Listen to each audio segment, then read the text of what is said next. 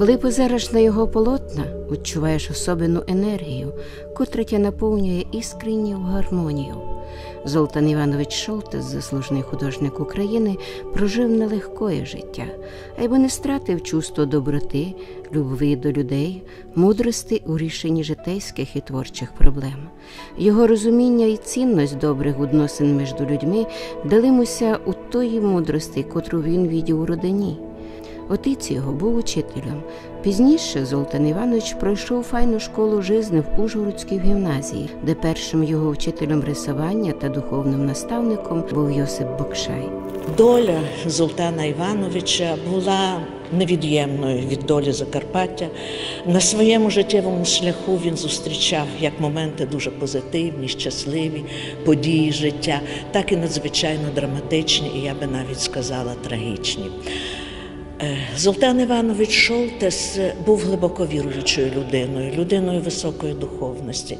Він навчався у Ужгородській духовній семінарії, яка колись знаходилася в нинішніх приміщеннях краєзнавчого музею. Але любов до мистецтва якось протікала паралельно із його навчанням на священнослужителя. І я думаю, що тут важко розділити той факт, що перед художником не стояла дилема присвятити себе служінню Всевишньому, Богові, або служінню мистецтву. Тому що в своєму житті, в своїх працях, в своїх сподіваннях, в своїх думках він зумів поєднати оце глибоку віру до Бога, глибоку віру в християнство із святою любов'ю до мистецтва. Тобто ці два шляхи, які він обрав, вони перепліталися і вони дуже гармонійно поєднували, доповнювали один одного. Батько пережив дуже великий історичний шлях. Знаєте, тут і влади се міняли, і ідеологія се міняла, погляд на мистецтво се міняло. І батько як митець пережив, а ще його основний факт – це священнослужіння, він і то пережив. Як думаєте, що дало йому силу пережити? Ну, а силу йому дало, одно йому дало силу, що і то є духовна праця.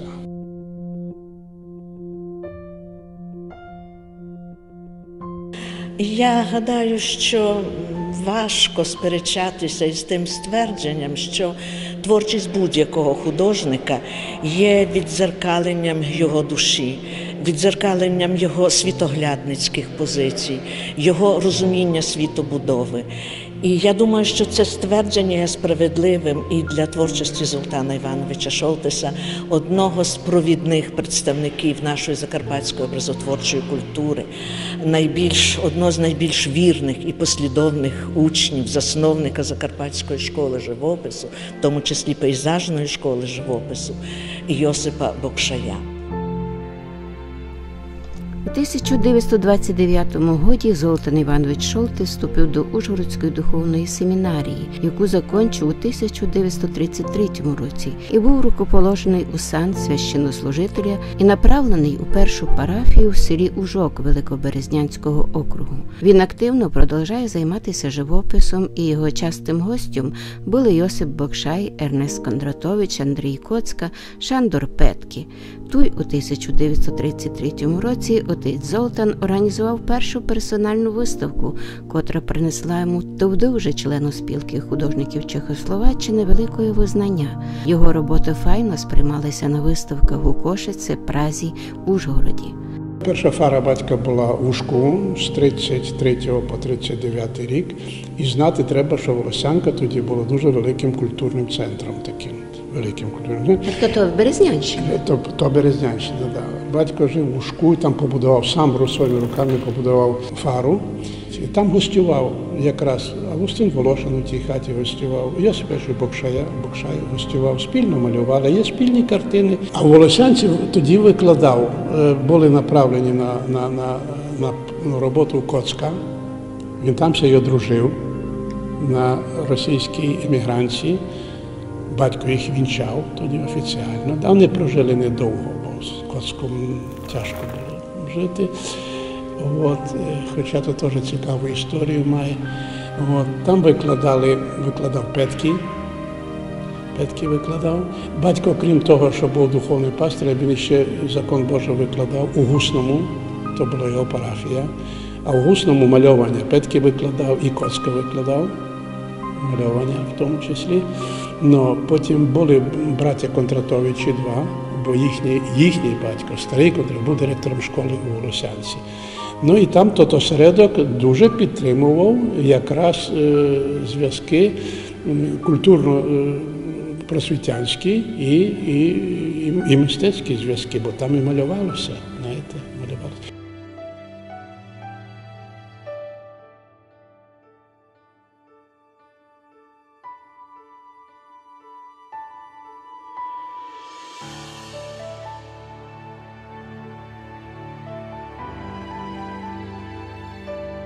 Вже коли Золтан Іванович навчався в духовній семінарії, проявився його великий хист до малювання. І тому не дивно, що він, навчаючись у семінарії, захоплювався саме сакральним живописом, вивчав сакральний живопис, вивчав на творах класиків світової культури і передовсім, звичайно, на творах всього вчителя Бокшая. Слід відзначити, що він навчався в публічній школі малювання Бокшая і Ірделі, заснованій цими майстрами. І слід наголосити на тому, що вже там, у стінах семінарії, духовне керівництво семінарії, побачивши хист молодого клерика, майбутнього священника, вони помітили це, оцінили це і виділили студентові семінарії, учневі семінарії, що було, звичайно, великою честю, самостійну творчу майстерню, де Золтан Іванович Шолтес міг працювати.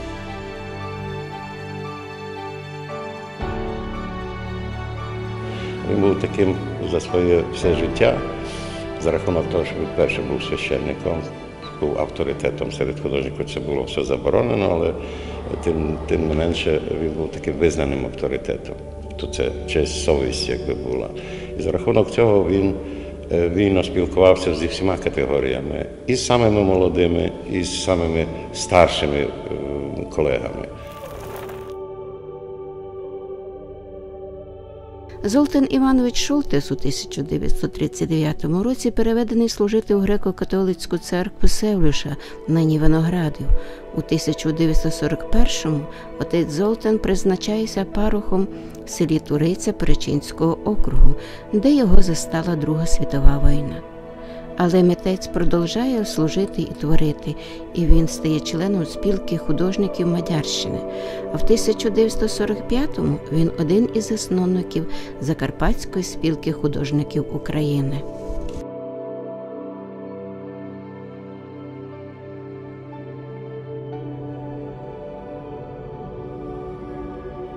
І ви знаєте, він завжди перейняв у свого вчителя Бокшая не тільки сам процес малювання, не тільки навчився малювати, держати пензель, розуміти колористичні вирішення, але і перейняв той великий талант педагога, яким володів і його великий вчитель Йосип Бокшай.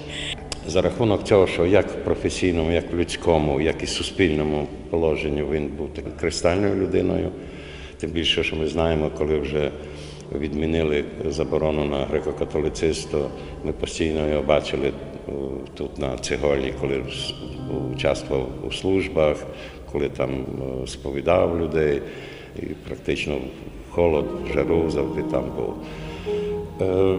І за рахунок цього, звичайно, заслужено мав загальну повагу від всіх категорій колег, що важливо.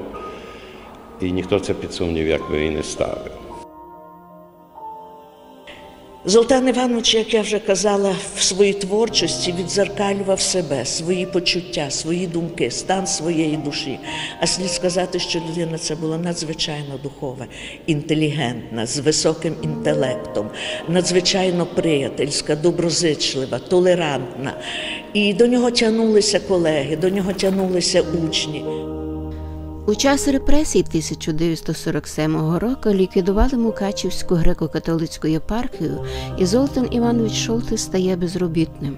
Пізніше він робить столяром у Ужгородському ФМК, айбо не перестає рисувати, і його роботи активно експонуються на виставках Ужгорода, Києва, Москви. Я пам'ятаю 50-ті роки, 52-53 рік, коли батько після столярної роботи у Мундусі, тоді це ФМК, у неділю брав мене, і ми йшли на берег ріки Уж в районі електростанції, там малювали, на виставці тут представлені деякі акварелі того часу, а в першому залі там є ріка Уж із човнами, тоді ще човни були там. І пам'ятаю теж такий момент, що батько вийшов, а забув вдома розчинник.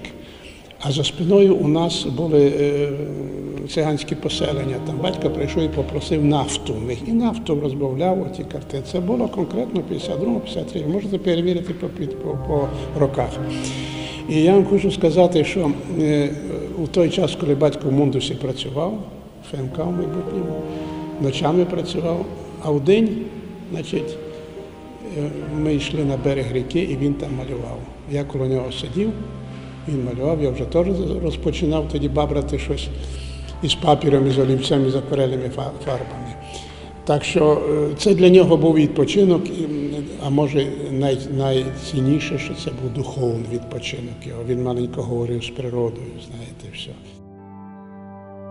Так, він такими дуже закоханими очима дивився на світ, на природу, на довкіл, на все, що створено природою, створено людиною. Він був людиною надзвичайно доброю, надзвичайно ясною, чистою, неупередженою, несфальшованою. І це, звичайно, повною мірою віддзеркалилося в його мистецтві. З допомогою колег і з допомогою наших київських колег, друзів, які знали, що чекає, скажімо, греко-католицького священника, наприклад. Вони знали. І достатньо було високопоставленому якомусь художнику з Києва позвонити сюди. Як там наш Золтан Іванович проживає? І вже абсолютно другими очима дивилися на Золтана Івановича. На Золтан Іванович вже активно працював. Він лишив сан у 48-му році, лишив сан. А в 72-му потім вернувся, коли це було дозволено. Треба підкреслити те, що він зумів за свою довгу творче життя все-таки вийти на такий неповторний стиль і впізнаваємий стиль. Бо як пейзажист він такий неперевершений у закарпатському малярстві. Дуже багатьох випадках ставлять його як приклад закарпатського малярства взагалі. Турицю згадуємо, Турицю, 11 кілометрів. Ми дуже часто з батьком туди їхали, я його возив вже пізніше, ми там розташовувалися на березі потока малювати. Батько скорше кінчив, сів на поляночку там, а тут ріка тече, і худобу женуть. Оцей старший чоловік, який жене, значить, худобу, увидів, каже: пане Превелебний, та ви живий? Іване, знав його добре. Каже: да, живий, каже, я знаю, да. Йой, та казали, що ви намалювали колись портрет Сталіна, та вас за то посадили в тюрму, то там. Та каже, видиш, жию, каже, та й малюю, батько йому каже. І такий штрих прозвучав, що в той час, коли батько тут глядав собі заробіток, бо тримали на голодному пайку маленько, як священника випробовували, знаєте, то батько влаштувався в Мундусі працювати в ночну зміну, і то тільки скрито, не на своє ім'я. Заява була написана без дати, але коли вже обнаружили через 2 роки, то начальник цеха поклав дату. То він вчора прийшов, знаєте, були такі. Коротше кажучи, отот Іван, який гнав худобу, то каже, знаєте, тут виходили до нас НКВД-шти, били нас тут, ми молоді люди, били нас, бо ми про вас щось сказали. Бо, крім всього прочого, батько ще столярував, він хобі мав столярувати. І людям робив, вікна, двері робив, але і з людьми, хто кому-то потребував, робив із своїми інструментами. Унікальні інструменти, ручні, бо електричних ще не було. І каже, і що та били нас, знаєте, як ми, пане праве, як ми годні були щось сказати, коли то булося. Ну, пробувалося так, тому що тоді священників сажали не за віру, а сажали за якийсь кримінал паралельний, які годні були знайти. Так що отак і пережив то ті часи. А кажу, що головне було то, що ще у Туриці, із 41 по 48 рік туди вже був десант такий рильський, Сосюра, Тичина. Про це Ільницький Ілля Іванович много писав, що от навідалися в таку оселю священника європейського вигляду і так далі, і так далі. І там був Тичина, Сосюра були. Вони йшли, знайомилися після війни, знайомилися з тим культурним осередком, фактично, який попадає вже під юрисдикцію комуністичного соцреалізму і так далі. Да, було таке. І от ті люди знали прекрасно, що чекає, і вони от деякі дзвонки сюди дуже багато означали. З 1949 року Золтан Іванович Шолтес стає художником закарпатських художньо-виробничих майстерень. У 1975 році Золтану Івановичу Шолтесу присуджено звання «Заслужений художник України». У майстерні Золтана Івановича не раз бували письменники Максим Рильський, Юрій Смолич, художники Тетяна Яблонська, Сергій Шишко та многі другі, котрі любили закарпатську школу живопису. Ви знаєте, що кожен мистецький колектив, мистецьке середовище, воно досить конфронтаційне. Бо, знаєте, кожен має свій вік, свій світогляд, свою ауру, кожен має... Свої амбіції. І амбіції, звісно, свою концепцію, у яку він нікого не приймає, бо то лише найкраще, те, що він. І звідси потім і конфлікти були, це я вже спостерігав у майбутньому, і відео, і аналізував. Але наша хата була завжди відкрита, і у нас завжди було дуже багато гостей.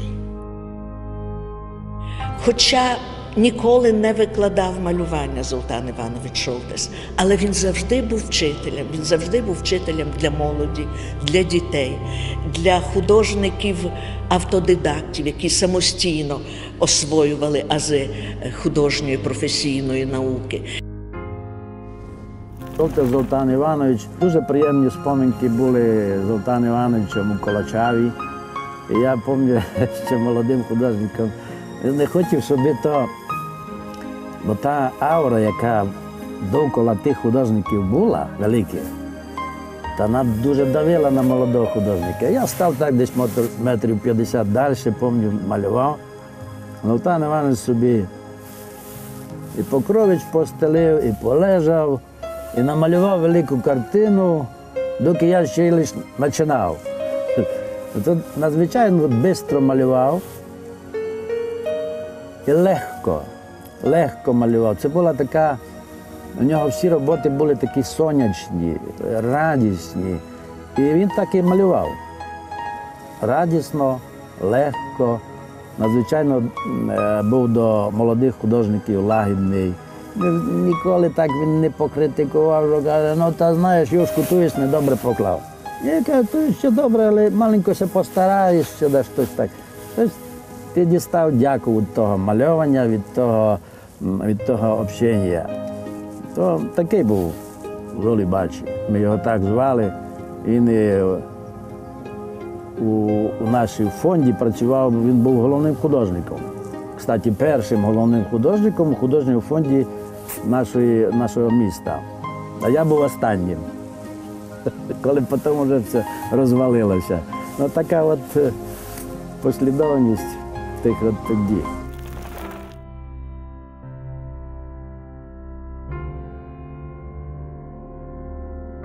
До нас заходили, Йосип Йосипович теж. Навіть з мамою ходили тоді у Римо-католицьку церкву, бо в греко-католицьку було заборонено. В єдно ходили. Йосип Йосипович до кінця своїх днів ходив у церкву, а коли вже була дозволена греко-католицька, коли і батько вернувся до сану у 72-му році, тоді Йосип вже не було його, але мама ходила далі.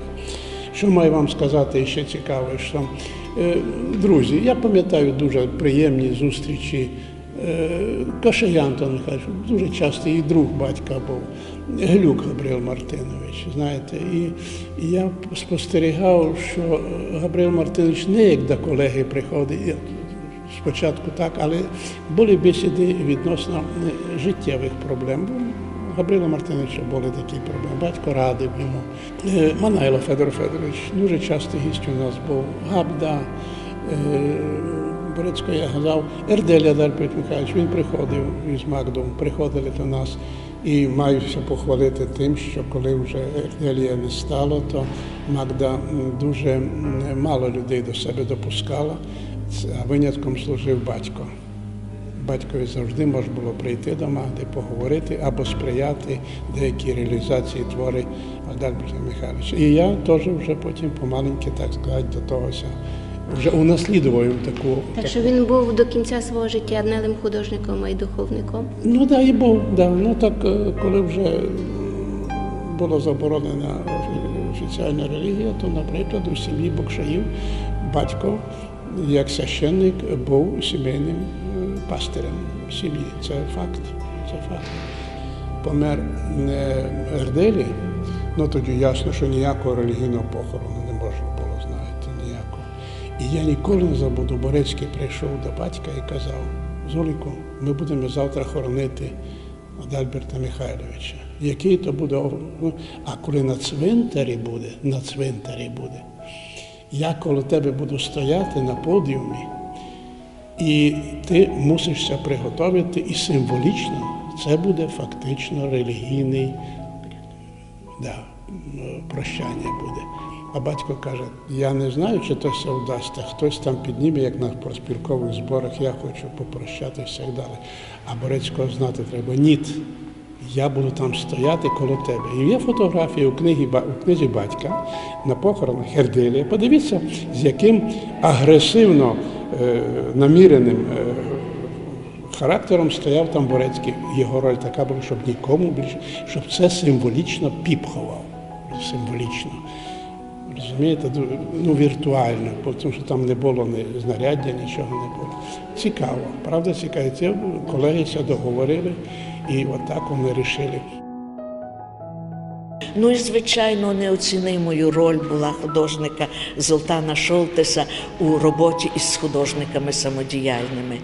І я пригадую один такий факт, знаєте, як я добре знала Золтана Івановича, часто з ним спілкувалася, зустрічалися на виставках. Я дуже вдячна за це долі. І якось, ви знаєте, був такий момент, коли організовувались виставки сумісні, спільно, професійні митці із самодіяльними митцями, з художниками-любителями. Після цього організовувались такі обговорення виставок, запрошувались молоді фахівці, я на той час вже працювала в музеї, я теж була запрошена до виступу. Ну і знаєте, як молода людина, яка тільки почала свій професійний шлях, я там, звичайно, заакцентувала, зосередилась на творчості молодих, авангардних художників, а тих бідних любителів, самодіяльних митців, якось так вони повз уваги пройшли, я навіть не згадала в своїй промові. І Золтан Іванович подав мені урок, який я запам'ятала на все життя. Він дуже толерантно, дуже тактовно підійшов до мене після цих зборів і сказав одну фразу: «Душко, я би хотів, щоб ви запам'ятали, що в мистецтві нема солдат і нема генералів. В мистецтві всі рівні». І ви знаєте, ця фраза у мене і нині звучить, я її і нині чую. Звичайно, всі роботи, вони різні за рівнем майстерності, за фаховим виконанням, ми це визнаємо. Але сам митець, чи ти самодіяльний, чи ти початківець, чи ти вже великий художній авторитет, в мистецтві вони всі рівні. І, ви знаєте, це така мудрість була від Золтана Івановича, що вона так запам'яталася, я не боюся повторитися, на все життя вона мені закарбувалася в моїй пам'яті. Адже ви подивіться, краєвиди в нього всі сонячні, ясні, осяйні, такі, яким сотворив їх Творець в перший день творення світу. В них тут немає якихось збурених інтонацій, тут немає конфліктів, тут немає двобою між добром і злом. Тут суцільне добро. І тому його роботи випромінюють таку дуже добру енергетику. Тому вони такі привабливі. Тому творчість художника має так багато симпатиків, так багато прихильників. Тому твори художника надзвичайно популярні. Я вже думала над цим, бо я гадаю, що у нас такий збурений, знервований, конфліктний, проблемний світ людині, може, хоча б на мить, десь колись хочеться відпочити, релаксувати. Просто відчути якийсь позитивний вплив, відчути позитивні емоції, позитивні думки, позитивні настрої. І цим позитивом художник дуже щедро ділиться з нами, дуже щедро ділиться з глядачем. І ще я би хотіла наголосити на одній такій дуже важливій ознаковості творчості митця. Його твори завжди закінчені, довершені, в них немає якоїсь недомовленості. Тобто навіть маленький етюд, який, звичайно, випромінює настрої художника, випромінює настроєвість природи, але він завжди довершений, він завжди узагальнений. Це образ рідної землі, і він завжди надзвичайно добрий. Основним джерелом, що поїло творчість Золтана Івановича Шолтиса, була красота родних гір, духовне багатство мислення горян, котрі формували його творчий путь. Він постійно експериментує цвітом, глядає свою творчу лінію, вибираючи согласні сполозвучні його душі художні образи. Він є достойним продовжувачем зачинателів Закарпатської школи живописа.